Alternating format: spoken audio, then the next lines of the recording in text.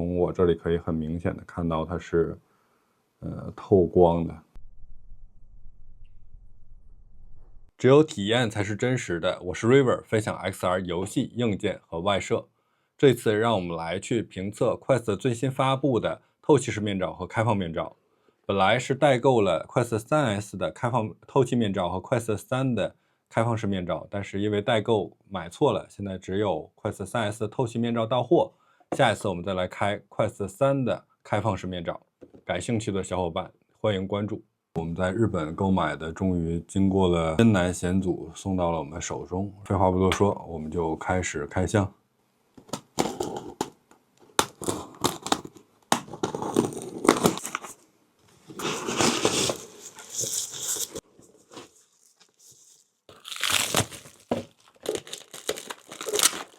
OK， 我们买的是日版的，所以现在可以看到一个是 Quest 3的开放式面罩，还有一个是，这看起来是买错了呀，这不是硅胶面罩吗？这也不是 Quest 3的开放面罩，大家看一下是不是买错了。好，那我们开始去看一下这个 Quest 3S 的透气面罩的这样的一个开箱。这是本次第一次推出的一款面罩，先看一下它的外观。正面说这是一个透气的面罩，背面会有一个介绍说它是有一定的弹性的，可以看纸盒这样的包装，里边是这样的一个透气面罩的主体，不知道视频上是不是明显的，从我这里可以很明显的看到它是透光的，可以很明显的看到是透光的这样的一个面罩，整体质感摸起来还是非常棒的。好，那我们拿这个 3S 来进行一下测试。OK， 首先戴上的是原装的面罩，原装的面罩对于亚洲人的脸型适配的不是很好，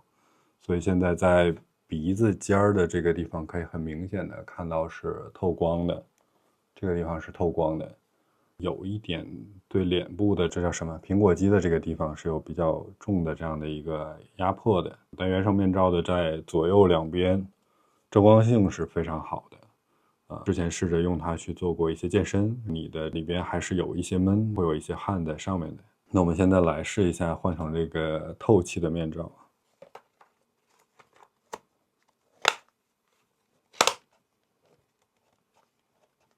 首先感觉如果看屏幕里边的内容可能感受并不是很明显，但是如果仔细看周边是可以看到外边的光进来的，类似于这种像纱窗一样的感觉，外边是有星星点点的网状的这个图案的。鼻子这个地方没有什么区别，鼻子这个地方也是依然是透亮的，戴上大概是这样的一种效果。那我们接下来来测试一下观影的体验。因为去掉了距离传感器，所以 3S 的这个唤醒需要手工的点一下这个开关键，它才会唤醒。还加入了这个指示灯，所以如果我录制外边的情况下，我的头显上应该会有一个指示灯在亮着，别人知道我正在进行录制。OK， 好，我们先测试一下观影的这个场景。打开浏览器，打开 Netflix， 但这个 Netflix 防录屏的，所以到里边的这个页面大家可能就看不到了。新上了英雄联盟的动漫的，我把它来从单窗口的模式放到一个更大屏的这样的一个模式。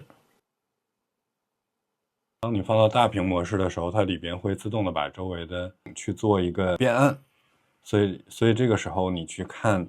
这个透气面罩旁边的光会比平时更明显一些，这个还是有一点影响的。我可以很清楚的看到外边的光，比起这个遮光面罩来讲，鼻子这个地方跟默认的那个面罩是一样。但是如果我想看外面看得更清楚一点，比如说把透光度调到最大，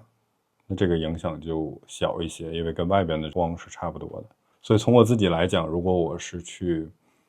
带着头显去看一些影视内容呢，我可能不会去选择使用这样的一个面罩，可能更会使用原生的遮光的面罩或者是第三方的面罩来进行一个观影。我们再来试一下混合现实应用的场景，我们来试一下方块主义，开始游戏。这个影响不大，因为它是一个能够看到周边场景的这样的一个应用。这个看起来影响不大，因为它本来就是能看到外部光线的环境，它加了一层白色的遮罩，开发者加了一个稍微白色一点的这样的跟现实环境的遮罩，但是整体上来讲还是影响不大。所以如果我玩这种像方块主义这样的混合现实的应用，我可能会选择这个透气面罩，因为它的透气性好一点，长时间佩戴可能不会这么出汗。成功。整体上来讲，透气性会比这个默认的那个面罩肯定是高很多，所以对于混合现实类的应用，比如说它是能够看得到外边的，它开发者如果没有在这个内容里加入比较重的这种遮罩，比如像方块主义这种，它其实就是淡淡的一层透明的白色在上面，所以会觉得这种面罩是完全 OK 的。但如果像最近体验的像 Starship Home， 就是把你客厅变飞船的那款应用，它加了比较重的遮罩，比如说它会把现实的颜色变得很浓烈，比如变红变蓝。在这样的情况下，这款面罩可能还是会混合现实还是会让你比较出戏的。我们用 Puzzling Places 来尝试一下 VR 的应用，我们把透视关掉，还是有比较明显的透光的。如果你是比较深入的在玩的时候，可能因为你眼睛主要看前面，它的漏光主要在侧面，所以可能并不那么明显。但是如果对于追求沉浸感的玩家来讲，这肯定不是一个很适合的选择。还有剧烈运动，我们来选择这个 Beat Saber 来进行这个测试。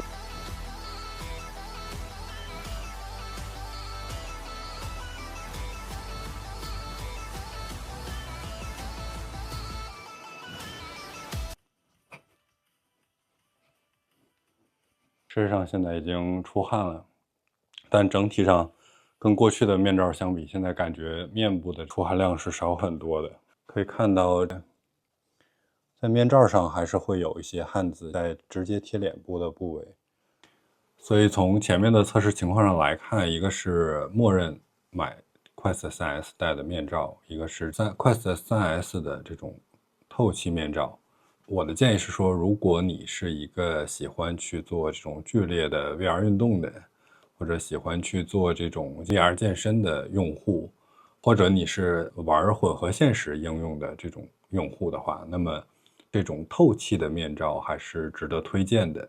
当然也希望国产的厂商能够尽快跟进，因为原装的价格还是比较高的。那如果是你是希望追求沉浸感的，你对于这个漏光的这个影响是比较不喜欢的玩家，那我觉得国产的三方的面罩或者是原装的面罩可能是更适合你的。好了，这就是今天的视频。如果你喜欢这条视频的话，欢迎点赞、收藏、评论，最重要的是点一个关注，这将是我继续做视频的很大的动力。另外，如果关于这款面罩你有什么看法，或者你有什么疑问的话，也欢迎在评论区留言。我们下期再见。